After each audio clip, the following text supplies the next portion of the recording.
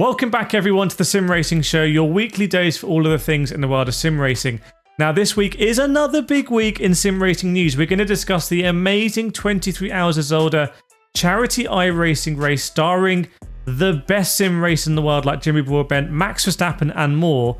We've also got a big iRacing update that's going to bring new tracks and improvements we've been asking for. We're going to review the first gameplays of sim racing on the new PS5 Pro. And we're going to discuss a bug that unlocks free roaming areas in Forza Motorsport and loads more sim racing news and updates from this week. But first, I just want a big thank you to our sponsor today, GT Mega. I'm sat in a GT Mega seat. There's a GT Mega bucket seat behind me in my rig. Black Friday's now here, so if you want anything from GT Mega, use my code Kireth5 at gtmega.com. Go check them out so you know what the prices are, because Black Friday is coming off. By the way, I have a website I'm about to launch that has the discounts for everyone in sim racing, so let me know in the comments if you want that. Let's start here with the 23 Hours of iRacing race for mental health, organised by Jimmy Broadbent. I've raced in the last 2 iterations. Unfortunately, I couldn't make driving this time around, but I was looking at some of the racing going on and it was incredible. We had F1 champion Max Verstappen, IndyCar legend Tony Kanaan, and other sim racers and real-world drivers who competed at Zolder, with the usual random safety cars and karaoke penalties. So if you don't know about the event, Jimmy Broadbent, inspired by his own mental health journey, created the race to support Mind, a UK-based mental health charity. The event has raised now over £300,000 over the years, I think, with Jimmy Broadbent hoping it encourages viewers to seek help if you're struggling. You can still donate, by the way, and I put a link in the description. Now let's get to the next hot topic of the week, which is PS5 Pro. So I do have the PS5 Pro. I bought it with my own money, basically to make videos on, and I've been playing F1 24, Test Drive Unlimited, the Crew Motorfest, and just starting on GT7 as well. Now, my first impressions are that I'm really suspicious about the marketing of the PS5 Pro. I'm suspicious why Digital Foundry did a video and then they made the video private, presumably to change something, presumably because Sony complained. That's the only thing I can think of. And it hasn't been clear as to what the benefits actually are in the PS5 Pro. So let me just tell you. For open world racing games, I think it's a big deal. You can now play the Crew Motorfest in like beautiful, feels like 4K at 60 frames a second. You can also play Test Drive Unlimited Solar Crown in 60 frames a second at what feels like finally an acceptable quality on console. Not as good as you get on PC on the 4090, but pretty good.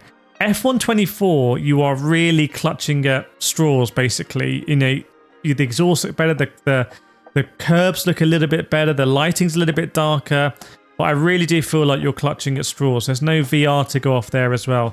Speaking of VR, I have a video coming this week on Gran Turismo 7 and PSVR 2.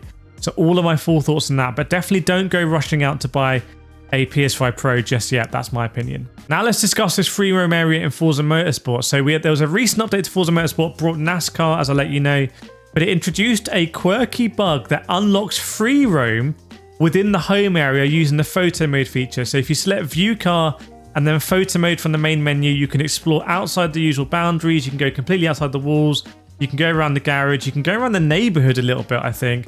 And it does show us some hidden things like signs, vehicles, stop signs, maybe an indication that Forza actually had intended for us to drive around this area, which is interesting when you think of like the Gran Turismo 7 world map and how it would be pretty cool to drive from these areas. Surely these sort of things are going to come in the next Forza Motorsport and Gran Turismo 8 as well.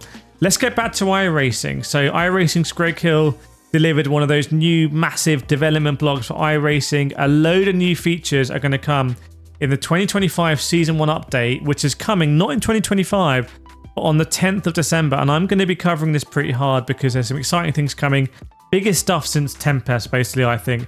So we've got Australian supercars coming, Gen 3 Ford Mustang and Chevrolet Camaro, and the BMW M2 CS Racing, which is the one used in SRO TC America Championship, I understand. But the biggest car for me is the Ferrari 499P. This is Ferrari's hypercar.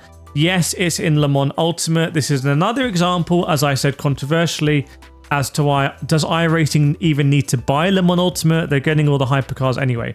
So 499P coming as well. And Thruxton is also coming to iRacing. Huset Speedway, which is a dirt oval in South Dakota, is coming. And that's also going to be in iRacing World of Outlaws 2. iRacing has NASCAR 25 coming. They've got World of Outlaws. They got the weird Exocross game. They've got the Circuit Supercars spin-off. So iRacing is making loads of money, basically, I think. So all of our subscriptions are going to iRacing. If you want to give them more money, it's Black Friday at the moment. So my affiliate code's in the description. If you definitely want to resubscribe or subscribe, please use my code. It'll give me a little bit of credit. But definitely think twice about it because it's very, very expensive. ACC, a new version dropped on Steam. Yes, a new version. Basically put all the DLC in one and it's discounted, or was discounted at the time, making it hopefully still discounted. You get the GT2 pack, GT4 pack, 24-hour Nürburgring pack, American Track pack, British GT pack, Intercontinental GT pack, Challengers pack, 2020 GT World Challengers pack, 2023 GT World Challengers pack, and it was only £50. So only £50, still a lot cheaper than iRacing when you think about it. So very competitive. Maybe a last hurrah before AC Evo. Now, if you don't want to spend any more money on sim racing but want to win something, Logitech McLaren G Challenge has kicked off.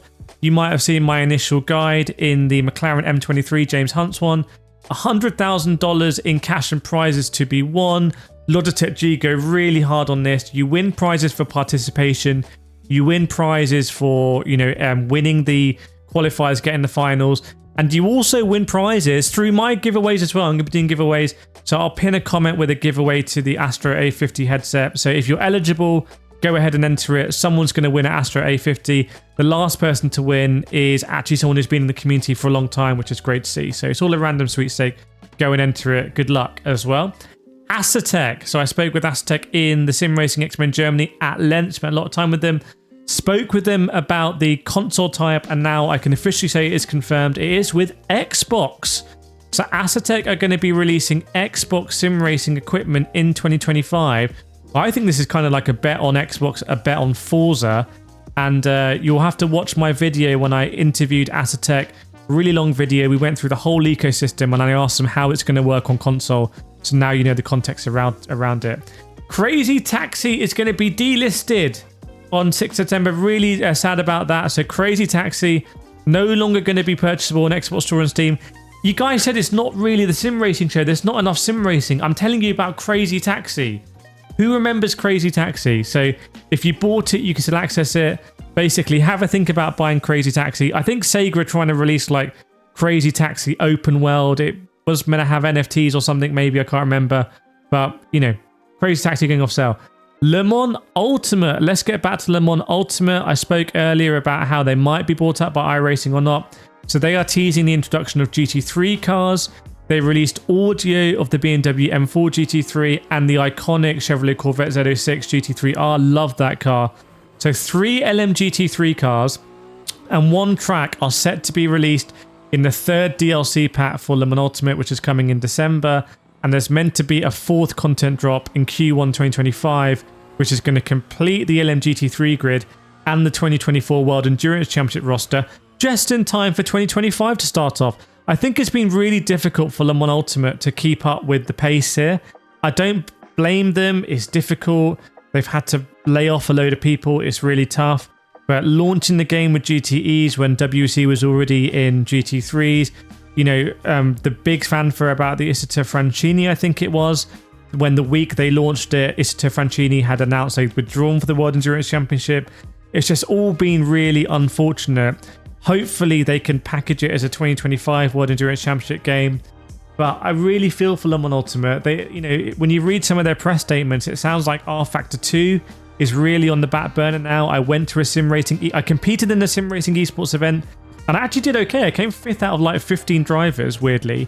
That was on R Factor 2, and I'm looking at this platform like this is really fun, but they just can't support it. So I wouldn't be surprised if Motorsport Games gets bought out by someone.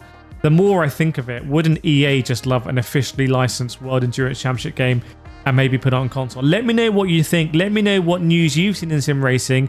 Make sure to subscribe. I really appreciate you. Love doing this, and I'll see you next time.